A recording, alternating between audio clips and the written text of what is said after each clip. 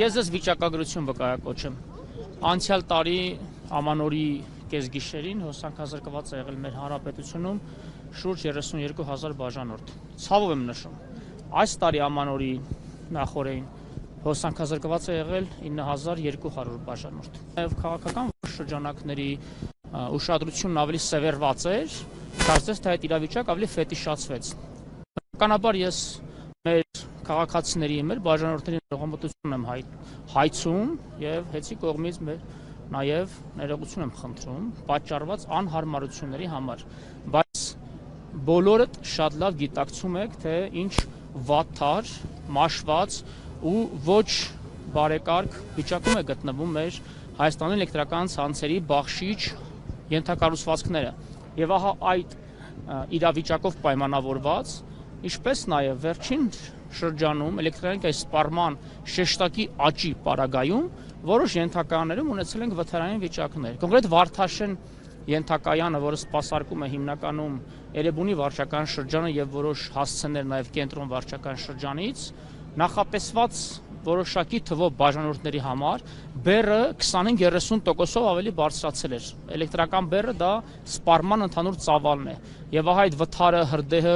ապա նաև անջատումը, հոսանքազրկումը պայմանավորված է դրանով, ինչը որ որևէ մեկս որևէ տեղում, այդ թվում նաև առաջադեմ եվրոպական երկրներում որևէ մեկ ապահովագրված չէ։ Բայց նաև պիտի ասեմ ի պատիվ հեծի հերթապահ խմբերի, մասնագիտական ստորաբաժանումների, այդ թվում նաև որոշ գործընկեր կազմակերպությունների պատրաստակամության նաև 48-ից 52 ժամ անդադար առանց 1 րոպե դադար առնելու աշխատանքներ են տարվել 23 բջիջներ փոխ, դա մասնագիտական տերմինոլոգիա մեջ չեմ ուզում մտնել, բայց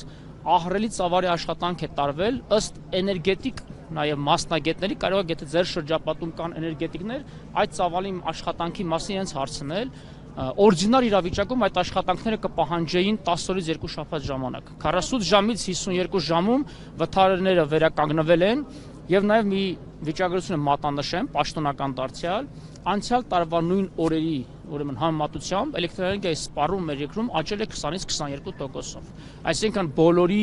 ընտանիքներում, բոլորի տներում, գրասենյակներում նաև էլեկտրական սարքավորումների թիվը, քանակն է ավելացել։ Դա գուցե նաև կյանքի որակի բարձրացման ցուցանիշ է, բայց ենթակառուցվածքները մնացել են նույնը, չնորոգված,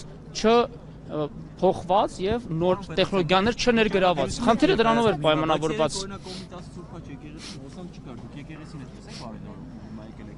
Դուք իմ առանձին հասցեք նշում, ես չգիտեմ կոնկրետ եկեղեցում ինչի հոսանք չկար։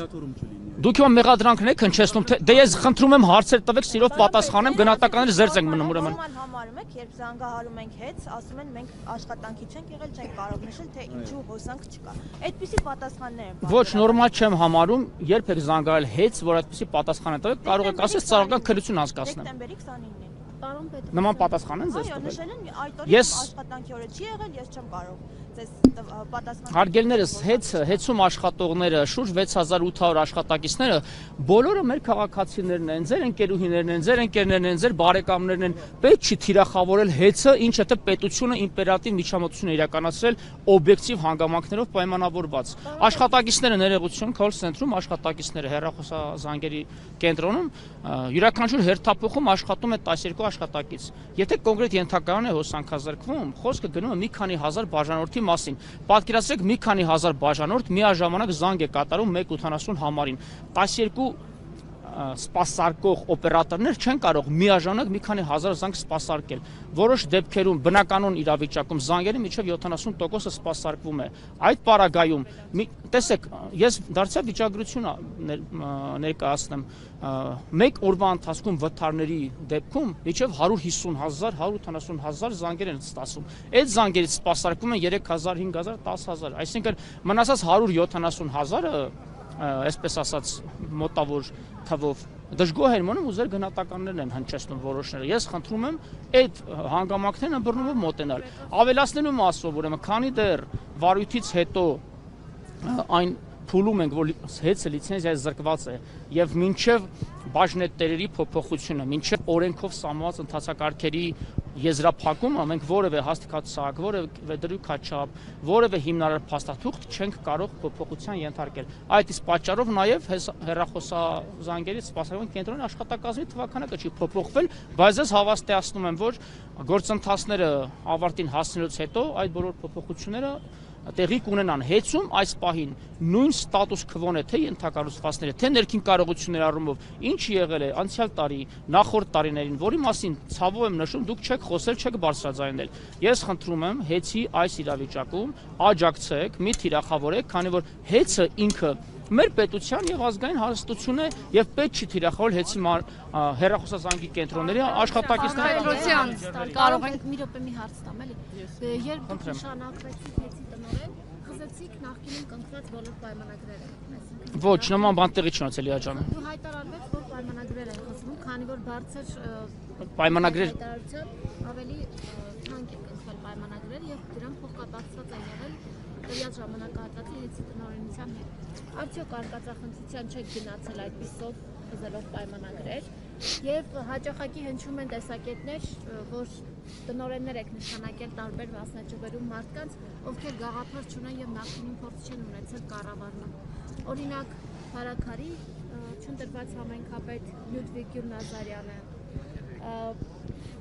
պատասխանում ձեր հարցերին։ Համայնքապետ Սարիկ Մինասյանը, այս կադրային նշանակումները արկածախնդրություն չեն։ Առաջի մասով ասեմ, որ որևէ պայմանագիր, որը որ պայմանավորված է օպերատիվ կառավարման, ենթակառուցվածքների նորացման, ցանցի վերազինման հետ, չի խզվել, վերաբանակցվել են։ Խզվել են այն պայմանագրերը, որոնք որ ուռճացված մատակարարումների, գնումների գործընթացներով ձեռք են բերվում սարքավորումներ, որոնք որ կարող է տարիներով կամ ամիսներով պարզապես պահեստում մնային, ինչպես նաև զուգահեռաբար թե ներդրումային ծրագիրը, թե կապալառուների մնացած շինական աշխատանքները զուգահեռաբար են իրականացվել հայտարարվող նոր մրցույթներին եւ նոր մրցույթների արդյունքներով արդեն պայմանագրերը կնքվել են նոր կապալառուների հետ մինչեւ 40-60% ավելի ցածր գներով նոր միայն դադարեցվել են համագործակցությունը գործող գործընկերների հետ, ինչպես նաև պայմանագրեր են խզվել օրինակ բարձրարժեք թանկարժեք ծառայական մեքենաների վարձակալության, տարբեր շրջանակների արտոնյալ դիրքը ընդգծելու համար պայմաններ ստեղծելու ծառայությունների մատուցման, ուռճացված ծախսերը կրճատելու համար են պայմանագրերը, ներողություն, ես վերջացնեմ ձեր հարցին եմ։ Եթե դուք հարցը տալիս եք, չեք սպասում պատասխանի, խնդրում եմ դադարեցնենք ուրեմն այս բրիֆինգը։ Դե թողեք ես վերջացնեմ իմ պատասխանը։ Եվ նաև ուզում առանձնատուկ շեշտել, որ տեխնիկական տնօրինությունում որևէ փոփոխություն իմ նշանակման պահից ի վեր տեղի չի ունեցել, թե տեխնիկական տնօրենը, գլխավոր տնօրեն տեղակալ, թե փոխտնօրենները, թե շահագործման շրջանների գլխավոր ինժեներները, մասնաճյուղերի եւ ցանցերի գլխավոր ինժեներները հիմնականում նույն մարդիկ են։ Մասնագիտական շրջանակների որևէ էական փոփոխություն չի եղել եւ մասնագիտական ներուժը որևէ կերպ չի տուժել։ Ինչ վերաբերում է հայեցողական պաշտոններին, հայեցողական պաշտոնը դա վստահություն, այդ թվում նաեւ թիմային քաղաքական վստահություն վայելող շրջանակներին պիտի դիտարկենք։ Եթե մարդկանց հետագիծը գործող որոշ շրջանակների որոշակիորեն փոխկապակցված է եւ այն շրջանակներով ովքեր այսօր քրեական հետապնդման են ենթարկվում, որոշակի կոռուպցիոն սխեմաներում են ներգրավված, շուրջ 2 տասնյակ քրեական վարույթ է նախաձեռնված այս պահին եւ այդ մարդիկ քրեական վարույթներով անցնում են, այդ վստահությունը հայեցողական իմաստով կորցնում են այդ մարդիկ, հարգելով իրենց անմեղության կանխավարկած իհարկե։ Այդ պարագայում մենք պիտի հենվենք բնականաբար մեր վստահությունը ունեցող քաղաքական թիմի ներկայացուցիչների վրա, ովքեր որ թիմայնության տրամաբանության մեջ ստանձնում են որոշակի կարգավիճակ։ Պետրոսյան, ասում եք ոչինչ չկա։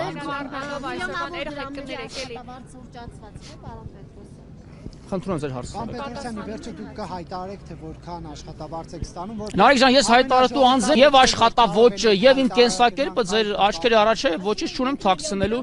այդքան չի բնականաբար, այդքան չի։ Եկեք չսակարկենք, խնդրում հարցեր ունեք։ Հենց հիմա ժողովրդից մեզ ահազանգեցին, որ Էրեբունի համայնքում նորից հոսանքազրկում կա։ Էրեբունի համայնքի մասին ես նոր խոսեցի։ Էրեբունի համայնքում մասին, բայց այս հարցը մինչև այսօր հենց որ քաղաքացիները ահազանգեցին, որ հենց հիմա հոսանքազրկում կա։ Ժորժ ջան, հոսանքազրկումները պետք չի սենսացիա սարքել։ Բոլոր ժամանակներում հոսանքազրկումներ եղել են։ Ինչի հիշեցիք, որ այսօր հոսանքազրկում։ հիմա դուք ասում եք, որ մի թիրախավորեք հեծը, բայց մի րոպե էլի, պարոն Պետրոսյան։ Ներողություն, բանավեճի մի վերացեք։ Ձեր հարցին պատասխանում եմ։ էլեկտրաէներգիայի բաշխման գործընթացը օրգանիկ process է 24 ժամյա ռեժիմում եւ տեխնիկական իմաստով սենսացիա չկա, որ որևէ տեղ վթար է տեղի ունենում։ Կարևորը մենք երաշխավորում ենք եւ դուք վստահ եղեք, որ որևէ տեղ, եթե հոսանքազրկում է տեղի ունենում, ապա րոպեների ընթացքում կարգավարական ծառայությունը տեղյակ է լինում, տեղեկացնում է տեխնիկական, ինժեներական բոլոր ստորաբաժանումներին, մասնագիտական հերթապահ խմբերին, այդ թվում նաեւ 24 ժամյա ռեժիմում ինձ են տեղյակ պահում, որից հետո անմիջապես գործի են անցնում վթարավերականգնողական աշխատանքների համար պատասխանատու ստորաբաժանումները։ Եթե կլինի որևէ տեղ վթար, ես ձեզ երաշխավորում եմ, ժամերի ընթացքում կվերականգնվի։ Եթե ժամերի ընթացքում չի վերականգնվում, ուրեմն որևէ կերպ հնարավոր չի եղել վերականգնել, ակնկալում եմ մեր բնակչության Պարոն Պետրոսյան, ասում եք սենսացիա չէ հոսանքազրկումները, երբ որ հեծի կառավարման ժամանակ հեծը տաշիր ընկերությունների խմբի սեփականությանն էր եւ իրենց կառավարման ներքո էր, արդյոք իշխանությունը չէր թիրախավորում այդ հոսանքազրկումները եւ սենսացիա չէր։ Բա ինչ եք այսպես ասել։ Որպես լրագրող երբևէ հոսանքազրկումների մասին այս 25 թվականի հուլիսի 18-ից առաջ որևէ ռեպորտաժ արել եք, չեք արել։ Մասիս համայնքում պարբերաբար հոսանքազրկում։ Ես խնդրում եմ ինձ լինքը ուղարկեք։ Դուք ինչ ռեպորտաժ եք արել, ես հանրայնորեն ներողություն կտամ։ Ես դուք նման կերպ լուսաբանեք հոսանքազրկումները։ Անդրադառնալով այսօրվաները մի վարքյան, չէ, մի Մերից հետո։ Պարոն Պետրոսյան, անդրադառնալով այսօրվան Նիկոլ Փաշինյանը քիչ առաջ ելույթ ունեցավ եւ այսպես ասած աղմկահարույց հայտարարություն արեց, մասնավորապես նշելով, որ եկեղեցին ու պետությունը այլևս միասին են, բայց ըստ մեր Աղմկահարույց հայտարարություն է դա։ Դա այո, որտեղ ըստ մեր սահմանադրության եկեղեցին եւ պետությունը անջատ են իրարից, իրենք չեն կարող միասին գործել։ Ես խնդրում եմ չխեղաթյուրել վարչապետի ասածը։ Ներողություն, թե ընդհատեցի, շարունակեք։ Ինչով եմ խեղաթյուրում Նիկոլ Փաշինյանի խոսքերն եմ ցիտում։ Սահմանադրությամբ պետությունն անջատ է եկեղեցուց, բայց եկեղեցին չպիտի գործի պետության ու պետականության դեմ։ Վարչապետի ասածը դա էր, որ այսուհետ եկեղեցին որպես ինստիտուտ եւ պետությունը, պետականությունը որպես հասարակության ձևավորման բարձրագույն դարձյալ ինստիտուտ, այսպես ասեմ, այսուհետ երբևէ չպիտի գործեն առանձին եւ չպիտի եկեղեցին գործի պետության դեմ։ Խոսքը դրա մասին էր, որ միակամ են պետության ու պետականության կայացման գործում։ Այո, եկեղեցին պիտի լինի միակամ պետության հետ, որովհետեւ մեր անվտանգությունը, մեր ժողովրդի բարեկեցությունը, խաղաղ արարման հնարավորությունը երաշխավորում է ուժեղ պետությունը եւ եկեղեցին չպիտի դրա ճանապարհին կանգնի կամ որևէ կերպ խոչընդոտի կամ գործիք դառնա այլ պետությունների կամ այլ ուժի կենտրոնների ձեռքում ընդդեմ մեր ինքնիշխանության եւ սովերենության։ Arczepiskopos Կճոյանի, ներողություն Անուշավան եպիսկոպոս Կոչյանի եւ մյուս սրբազանների հետ դուք Վազգեն Միրզախանյանի հետ դուք պատկերացնում եք այդ ճանապարհը, պարոն Պետրոսյան։ Ես չեմ մեկնաբանում որևէ մեկի։ Ես ինքս եկեղեցական գործերից գիտելիքներ որպես այդպեսին, չեմ ասում, չեմ հասկանում, բայց ես չեմ ուզում մեկնաբանեմ ու առհասարակ ինքս հանրային քաղաքական գործիչ լինելով ունեմ իմ պատասխանատվության այս պահին դաշտը այստեղ որպես քաղաքական թիմի ներկայացուցիչ եւ հայ առաքելական եկեղեցու հետևորդ եմ եկել։ Բայց սա քաղաքական ակցիա չէ։ Այո, սա քաղաքական ակցիա չէ, խիբոր քաղաքական թիմի անդամ։ Մի րոպե, քաղաքական թիմի անդամները որ որևէ տեղ են գնում կամ որևէ ակցիա են կայացնում, ամեն պիտի քաղաքական ակցիա լինի։ Դե հիմա բնորոշում են, որ Նիկոլ Փաշինյանը քաղաքականությամբ միջամտում է եկել։ Այդ բնորոշմանը ես համաձայն չեմ։ Հիմա խնդրում եմ թույլ տվեք գնամ աշխատանքի իմ պարտականությունը կատարելու։ Ես աշխատում եմ, ի տարբերություն ձեզ ես աշխատում եմ։ Հիմա մենք էլ ենք աշխատում։ Բայց դու չեք շարունակել աշխատել։ Էրեբունիում որ լույսերը մարել էր 3-4 օր, բնակիչները խնդիրներ են ունեցել եւ սննդամթերքն է փչացել եւ որոշների տեխնիկան հեծը որևէ կերպ կփոխհատուցի նրանց, թե ոչ։ Ուրեմն հանրային ծառայությունը կարգավորող հանձնաժողովը կարգավորում է նման դեպքերը եւ եթե պատճառները հայտնի դառնան, որ հեծի առերևույթ անգործության կամ որոշակի պատճառներ, որոնք որ կարելի կանխարգելել ու չի կատարվել, օրենքի կարգավորման առարկա կդառնա եւ իհարկե կփոխհատուցվեն բոլոր այն բնակիչները բաժանորդները, ովքեր որ վնասներ են կրել։ Այս պահին ես ձեզ այս պահին նաև հանրայնորեն տեղեկացրել ենք, երկու առանձին հանձնաժողովներ է ձևավորվել, մեկը տեխնիկական, էներգետիկ ոլորտի, ուրեմն մեր մասնագետների շրջանակներով եւ մյուսը անվտանգային իրավական, որպեսզի երկու անկախ, միմյանցից նաև անկախ ներքին հետաքննություն անեն եւ ինչպես նաեւ համագործակցելով իրավապահ մարմինների հետ իրական պատճառները վերհանեն։ Իրական պատճառները վերհանելուց հետո արդեն կհանրայնացվի եւ մեր հանրությունը, այդ թվում նաեւ Երևանու վարչական շրջանի մեր բնակիչները կտեղեկացվեն հետագա քայլերից։